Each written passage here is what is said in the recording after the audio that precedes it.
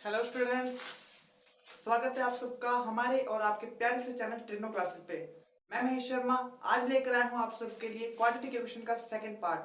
हमने last video में first part किया था, तो आज हम सेकंड पार्ट करेंगे, जिसमें से पहला क्वेश्चन मैंने यहाँ पे लिख के रखा है। तो स्टार्ट करें, चलो। फर्स्ट क्वेश्चन क्या है? Represent the following situation in form of quadratic equation.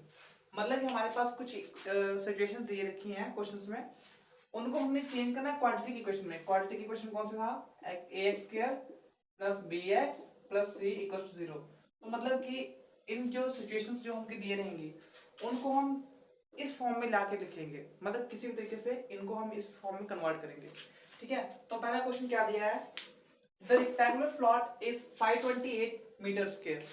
मतलब हमारे पास एक रेक्टेंगुलर प्लॉट है, तो उसका जो एरिया है ना, उसका एरिया दिया है इन्होंने 528 metre square. The length of the rectangular plot is 1 metre more than twice its breath.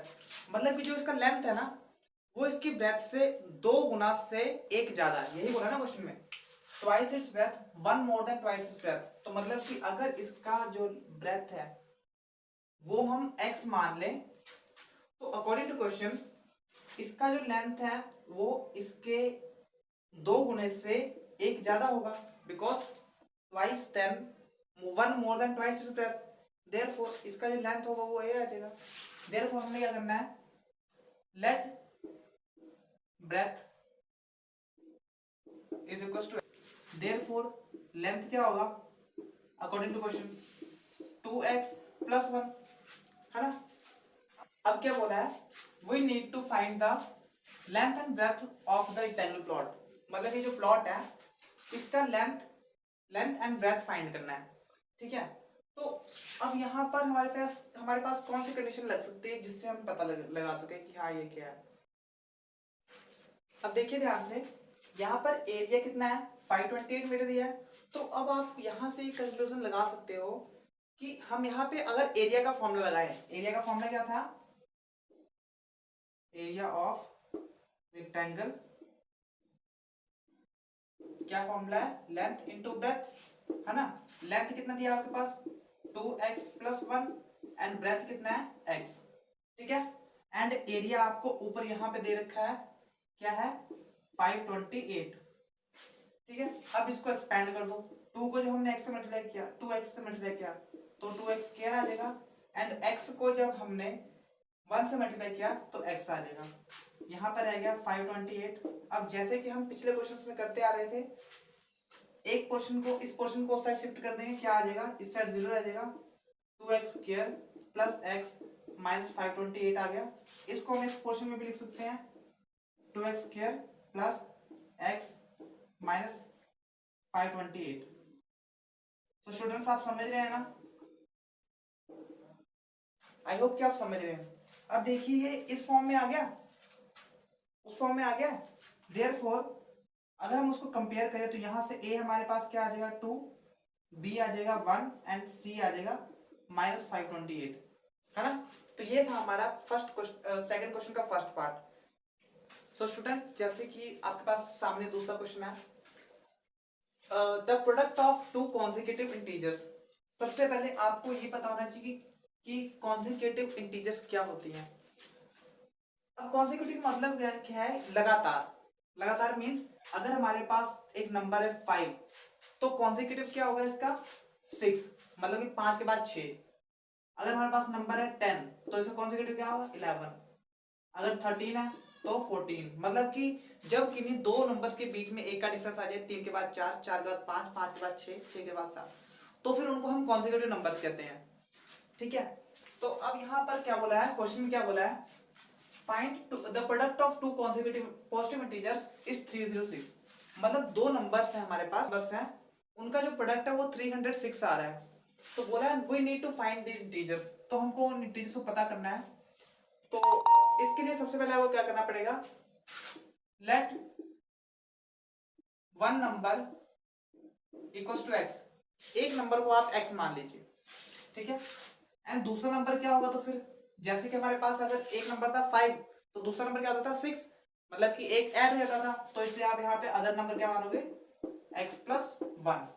ठीक है, अब अकॉर्डिंग टू क्वेश्चन क्या है, अकॉर्डिंग टू क्वेश्चन क्या बोला है, the product of two consecutive numbers, मतलब कि ये नंबर और ये नंबर अगर हम आपस में मल्टीप्लाई कर दें तो कितना आ रहा है 306। देयरफॉर अकॉर्डिंग टू क्वेश्चन क्या करेंगे, x into x plus 1 multiply कर देंगे, कितना आ रहा है 306। देयरफॉर x को जब हमने x से मल्टीप्लाई किया तो x का स्क्वायर आ गया, एंड x को जब हमने 1 से मल्टीप्लाई किया तो x आ गया, इक्वल्स टू 306। अब ये पोर्शन हम इस साइड शिफ्ट कर देंगे ताकि हमारे पास क्वाड्रेटिक इक्वेशन की जो जनरल फॉर्म है वो बन जाए। तो यहाँ आ गया x square plus x minus 306 equals to 0। ठीक है, अब ये आपके पास इस फॉर्म में आ गया A X square plus B X plus C equals to 0। अब यहाँ से आपके पास ए बी एंड सी के वैल्यूज निकल, देखो एक्स का एक्स स्क्वायर का कोएफिशिएंट क्या है 1, देयरफॉर ए की वैल्यू 1 आ गई, बी का वैल्यू 1 आ गया, एंड सी की वैल्यू जो है वो -306 आ गई। ठीक है, तो इस तरीके से आपने दूसरा क्वेश्चन करना है। थर्ड सिचुएशन क्या दे रखी है कि Rohan's mother age is 26 year older than him, मतलब एक लड़का है रोहन, ठीक है, ये रोहन है और उसकी मदर है, तो बोल रहा है कि रोहन का जो एज है उसकी मदर उससे 26 साल बड़ी है, समझ लगा, मतलब अगर इसका एज 1 ईयर है तो इसकी मदर 27 मीन्स 1 + 26, 26 साल बड़ी है, इसलिए 26 ऐड करना है, मतलब 27 ईयर्स, जस्ट एग्जांपल। तो इसके हिसाब से अगर रोहन की एज x है तो उसके मदर की एज x + 26 हुई, क्योंकि हमको तो रोहन की एज पता नहीं है ना, हमको तो रोहन की एज पता नहीं है, तो हम 1 कैसे ले सकते हैं, ये तो जस्ट एग्जांपल के मैंने आपको समझाया था। तो रोहन की एज नहीं पता तो हमने उसकी एज को x मान लेना है। ठीक है, तो सबसे पहले क्या है, let Rohan's present age, Rohan की प्रेजेंट एज आपने मान ली x। ठीक है, तो उसके मदर का भी प्रेजेंट एज क्या होगा, मदर्स प्रेजेंट एज क्या होगा x + 26 ईयर्स।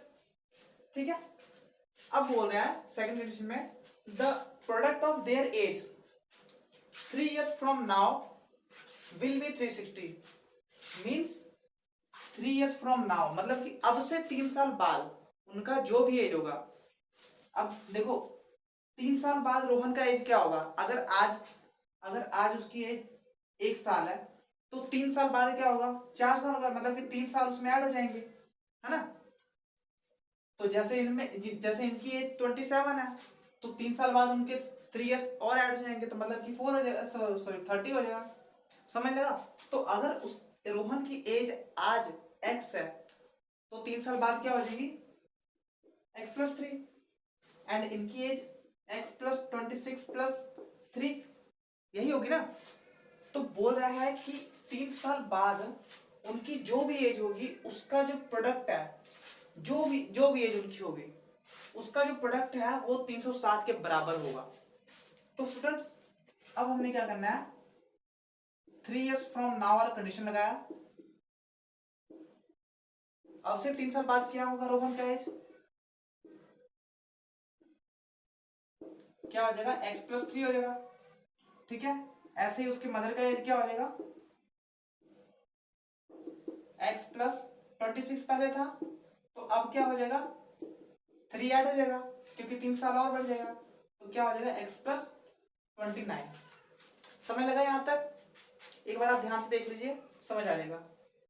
अब बोल रहे we need to find Rohan's present age, अब रोहन का प्रेजेंट एज पता करना है। ठीक है, तो उन्होंने क्या बोला है, कंडीशन क्या था, product of their age after 3 years, मतलब कि 3 साल बाद जो उनका एज है उसके बाद जो भी है वो उनका प्रोडक्ट 360 आ रहा है। तो अकॉर्डिंग टू क्वेश्चन में क्या बोला है, 3 साल बाद रोहन की एज x + 3 है एंड उसकी मदर की एज x + 29 है, उन दोनों का प्रोडक्ट मींस मल्टीप्लाई कर दिया तो कितना आ रहा है 360।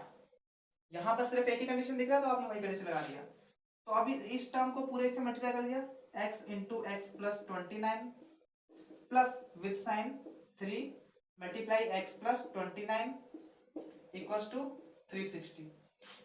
ठीक है, अब x को जब आपने x² से x को x को जब आपने x से मल्टीप्लाई किया तो x स्क्वायर हो गया, प्लस x को जब 29 से मल्टीप्लाई किया तो 29x हो गया।